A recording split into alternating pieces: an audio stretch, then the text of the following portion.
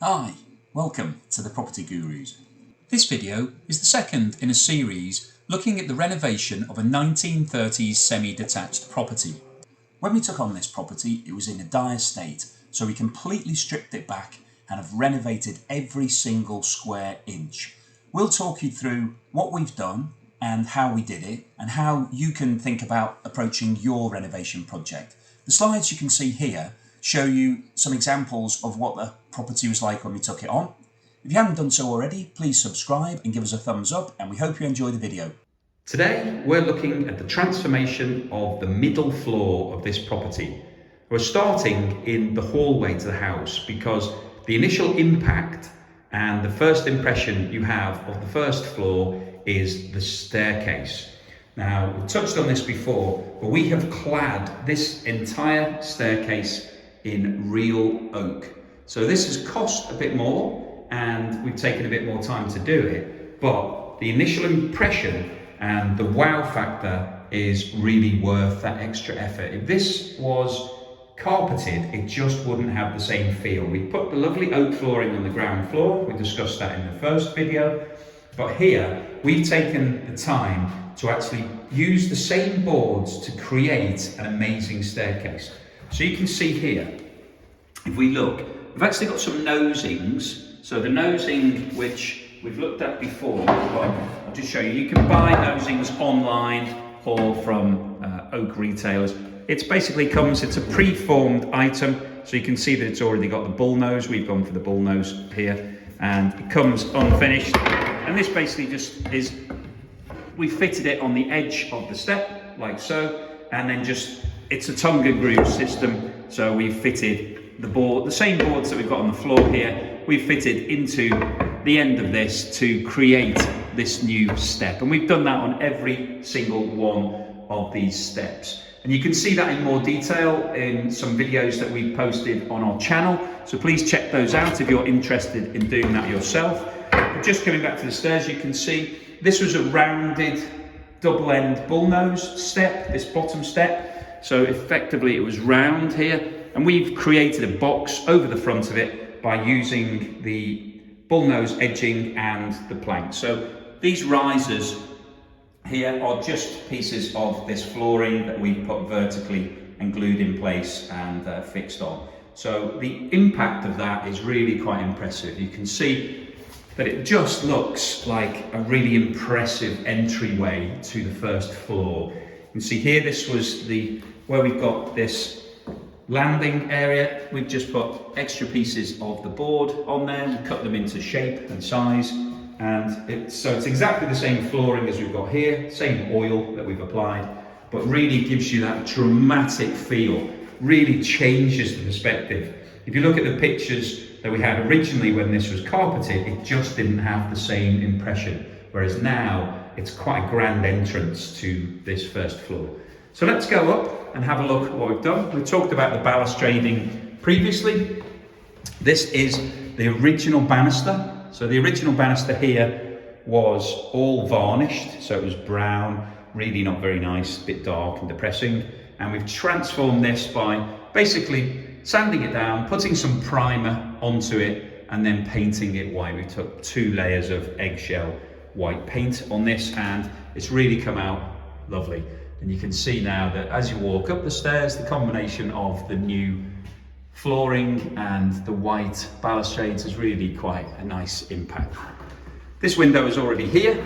All we've done here is basically done the same with the window board. We've sanded it down and painted it white, and it's changed the feel of this window. It's still the original aluminium window, but because we've now painted in all the surround in white rather than brown, it really makes it look quite modern and fits in nicely with our theme.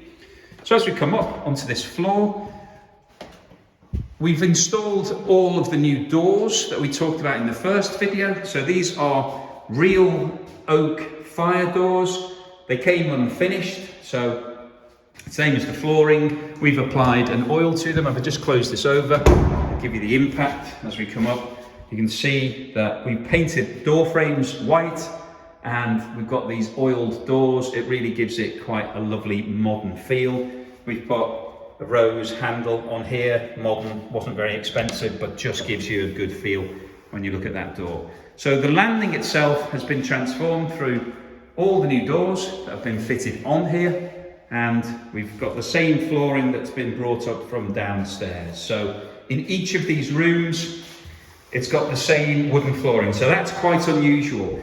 In most houses these days, you'll find people will put carpet, but if you look at the impact that this makes, when you come up onto the top of this landing, you've got wooden flooring which is continuous. We deliberately put no breaks. There are no breaks across each of the door frames. Quite often you'll have a break here. Somebody will put a threshold bar, and it just spoils the look and gives you a trip hazard and just is unnecessary. So make the floor continuous. It makes it feel bigger. It invites you into the rooms, but the wooden flooring is a real winner here. When you walk into all of these rooms, they all look bigger and more modern and more impressive because they've got this continuous high-end wooden flooring. So it is more expensive than carpet. It does take a bit more time to fit it, but once it's down, this will last for a lifetime and is really worth the extra effort and the extra cost.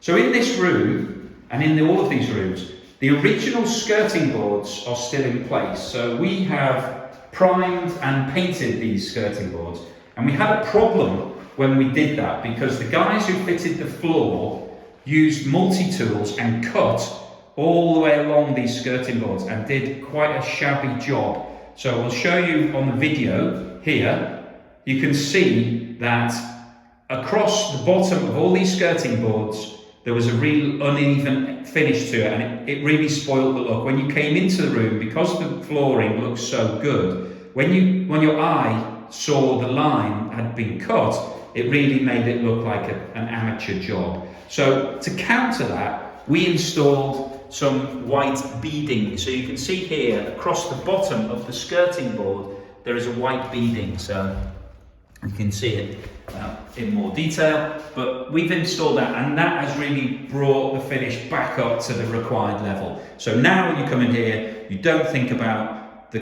bottom of the skirting board, you're looking at the floor, and it all ties in really nicely.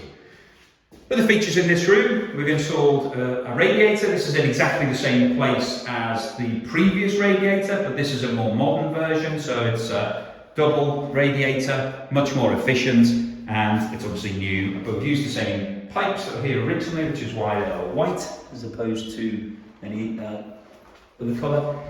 The window that was in this room originally was rotten, so we had to replace the whole thing. So this is a brand new installed window. The window board is the same, we've just primed and painted it, and the new window wasn't super expensive, but ties in really nicely, gives you a nice view of the garden, makes this all very attractive.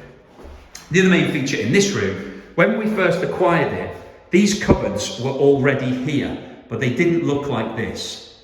They had old-fashioned wooden louvre doors, so they had slats rather than a full opaque finish, and it looked very old-fashioned. And initially we thought we could just strip it out and remove it, but actually when we looked into it, we found that structurally it was quite sound and was actually worth keeping. And so what we did, we removed all of the original doors and then replaced them with MDF. So all of these units here, all these doors, have been made from MDF. We just got ready-made MDF, so you can see it's about 20 mil thick, and we've cut it to size, painted it, stuck some new handles on, which has really brought a more modern look to it, a more modern feel. It just looks now like we've just made this thing. But actually, when you look inside, all of this was here originally, we've just painted it. So this structure was already here. You can see the old skirting boards. These are not skirting boards that we've done anything with, we've just painted it. This bar was already here, so we've literally just painted around it. But you can see in all the cupboards, it's really, really valuable storage space. And it's actually quite a nice design. We put a mirror in here, there was no mirror previously, so we installed a mirror with a light.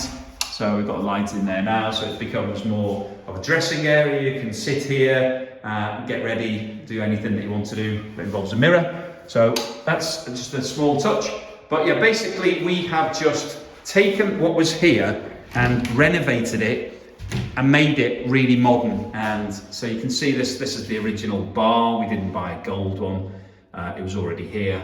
It's fine, it's quite solid, it's quite a substantial bar, so we thought we'd keep that and just built around it. So when you're doing a renovation, that's really what you need to start thinking is there anything that I can keep, that I can work with, but I need to be able to modernise it. So don't keep things that are going to spoil the look and impact on your final finish. Only use stuff that you think is going to add some value. But you can see here that we have changed this dramatically from what it was previously into a lovely new modern feel, and everybody likes some built-in wardrobes, so definitely worth keeping. Final touches in here, we put a new light fitting in, so we've got a modern LED version, so it's flashing on the video because it doesn't come up very well, so I'll turn it off.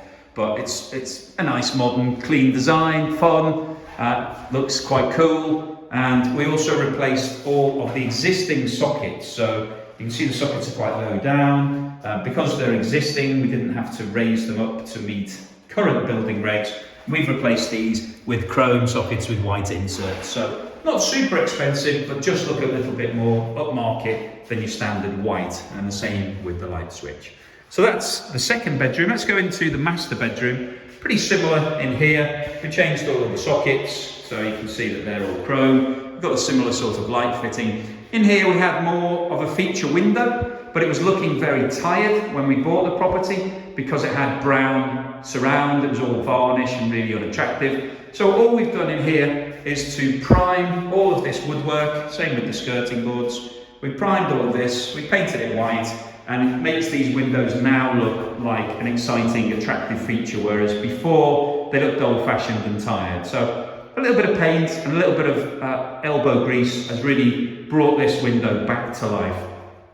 Previously here we had a big curved radiator. It was single skin, old-fashioned, really inefficient. We've replaced it because the modern versions are so much more efficient. We didn't need one as big, and it's very expensive to buy a curved radiator, so we bought one that fitted the room, gives enough power for the room, but didn't need to be bent into shape. So you can see it just takes up a very small amount of the space now. So that's the master bedroom. Let's just jump into the small bedroom. Not a lot to say here. Same flooring, same fittings that we put in all the other rooms. Nice chrome finish. We've got a slightly less elaborate lamp in here because it's a small bedroom, so we didn't really feel it needed it. And we've replaced the old radiator with the new one, and then we've done the same thing here. We've basically painted all of the old woodwork white. So that's the three bedrooms on the middle floor. Now let's go and have a look at the bathroom. As we come in, you can see we've got the same door on the bathroom. So in here, we have got polished porcelain tiling. Now, polished porcelain gives you a fantastic mirror-like finish. It's not slippery, so when you stand on it, it doesn't slip. So it's non-slip, but it's fantastically hard wearing and gives you a really nice modern finish. If I put the lights on, you can see that it reflects all of the lighting that we've got in the ceiling. It's a bright day today, so you can't see it super well, but you can see that. But it's a really nice material to work with. So polished porcelain, definitely recommend using that. We've gone for a half tiled finish. So you can see here that we've used oblong blocks. So these are 300 by 600, and we've essentially made this about a metre or so high. So the reason we've done that is it gives you the top bit of the wall here. You're able to paint it, and that means that you can change the colour scheme and keep modernising this room. If this room is fully tiled in grey, these tiles are light grey, you can't see the colour particularly well because it's quite a bright day today, but it's a very light grey, nice and neutral, looks very modern. But who knows what's going to happen in 5 or 10 years time. Grey might not be as popular. It might be that people like pastel colours or bright colours or pinks or yellows. And with this half tiling, you can paint the rest of this room whatever colour you like. So we've painted it polished pebble to fit in with the rest of the room and the rest of the house, but we could change that in the future. If it's fully tiled, you don't have that option. So that's a nice tip. And also, if you're paying for it, it's cheaper to only half tile. So if you only have to pay for half the amount of tiles and you only have to pay for the tiling guys for 1 or 2 days, it's cheaper than fully tiling the whole room. So it's good on the budget, it's good on the pocket, and it also works well going forward because you can change the look and the feel of the room. Let's pick up some of the features in here. We've got a feature radiator. That wasn't particularly expensive, but it looks great. It gives you really nice look when you're sitting. I've got my back here. It gives that great finish. It just looks upmarket. It's usable. You can put your towels on it. Definitely recommend that. And we fitted this into the wall. So rather than having pipes coming up from the floor, we designed this room in advance, made sure that the pipes were coming out of the wall. We've got some nice plastic covers on here that are chrome, that fit in. We've used some chrome pipe. So all in all, it's a nice professional job, looks good, really quite a nice feature. Stepping back, looking at the rest of the room, we designed this for maximum impact given the space we've got. It's a decent sized room, but it's not huge. So we fitted in the bath underneath the window. The window is already here. We had to replace this window because it was rotten. We've replaced it with a nice UPVC. We've tiled into the window, so you can see we created a window ledge from the same tiles. We put a nice edge on this, so this is a nice aluminium trim. It's harder wearing than tile, so it can't chip. If this was just a tile edge, it could chip if you hit it with a bottle, accidentally with a shampoo bottle or something. So we put some trim on, that gives it a nice finish. We put that all the way around the top of the tiling. We created a nice window ledge, it's useful, but also because that window is here, we had to put the bath in that place because we couldn't put anything higher than the windowsill, and we needed somewhere to put the bath. It's the perfect place. So that was the starting point for the design of this room. Check out some of our other videos. We do have some longer videos that look into how to go about planning and designing a bathroom, but that was the starting point. We had the bath. We then knew there was a space here that was perfect for the toilet. So the bath and the toilet were the first 2 items that we designed. Then on this wall, we wanted a full-size walk-in shower. That's what everybody wants these days, standalone shower. So we put that here. We put it this direction. So it's lengthways, it comes this way because we had more space to fit it. And that left us a nice gap to put a nice vanity unit. And we chose this unit because it's modern, stylish, and it gives you some built-in storage. So we've got some drawers in here that it's essential when you're designing a room like this to keep it looking modern, clean and stylish. You don't really want to have everything on display. So it's nice to be able to store your cleaning equipment and any other things in that area. And then this windowsill can be left for more decorative products. So you might have some flowers on there and some shampoos and various things that you don't mind having on display.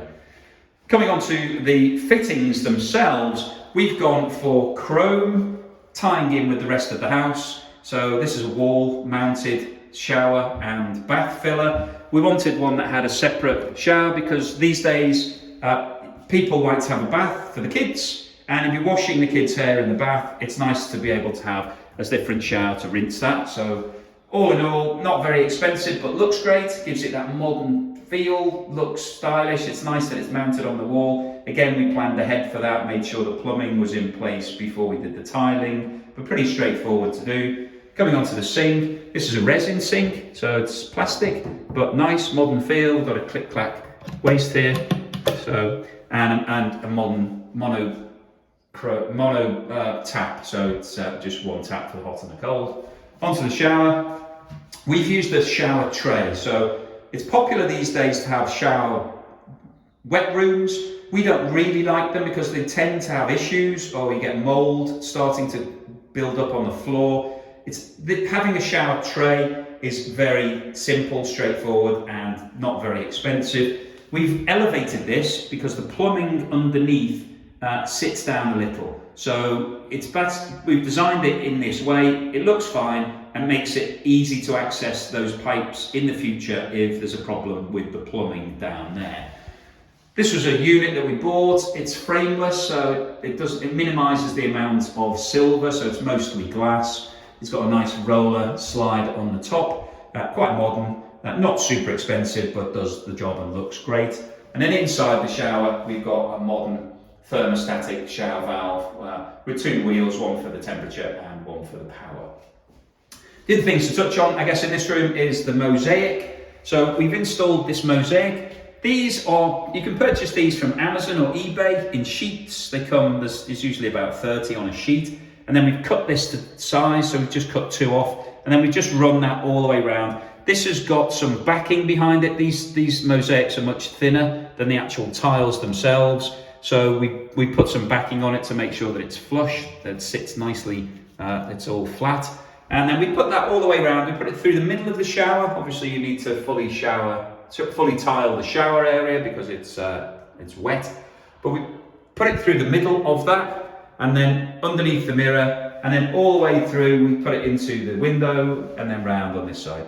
And the reason we put this in is really just to break up the grey. It gives it a bit more style, gives it a bit more pizzazz, a bit more wow factor, so it catches your eye. It's a little bit upmarket, and we feel that it's been worth the extra effort to put this in because it just differentiates it. If this was all just plain grey tiling, it would look pretty dull. Having this through the middle really lifts it and makes it a much more upmarket finish.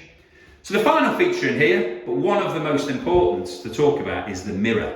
So we have fitted a large mirror. We haven't put it all the way to the ceiling because we quite like not having a full-size mirror because it looks a little bit more stylish if it's slightly letterbox style, as they call it. But this is about 1 meter high, so it's quite high, quite a substantial mirror. What this does, when you walk into this room, it gives you the visual impression that the room is twice the size. So when I look at here, there's a toilet and a bath, but as you walk over, obviously in the mirror you can see the toilet and the bath reflected.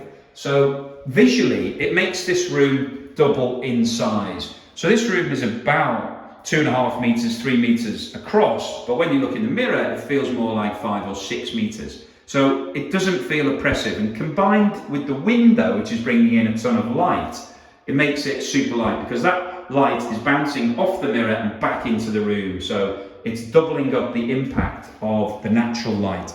So the mirror is a really, really big winner. We would recommend that. They're not expensive. We bought this, we just got one made to measure, and then this has just been stuck up with mirror adhesive. Quite a simple job to do. We put a bit of a frame around it, as you can see. We used the same trim that we put on, so this metal piece here. It's the same trim that we put around the tiles, and it just gives it a slightly nicer finish. So it's the same as we've got on this window ledge. They're not very expensive, they come in quite long lengths, but it just gives it a nice finish, ties it in, means you don't have glass on the edges, so it can't be chipped or damaged. So really nice little feature, but definitely recommend a large mirror. The final thing to talk about here is the lighting. We've installed modern LED lighting, pretty standard these days, but it's really changes the look of this room, makes it nice and bright and light when you need that lighting. So that's the middle floor of this property. We've been the Property Gurus. Thank you for watching. If you haven't done so already, please subscribe and give us a thumbs up, and we will see you again soon. Thank you.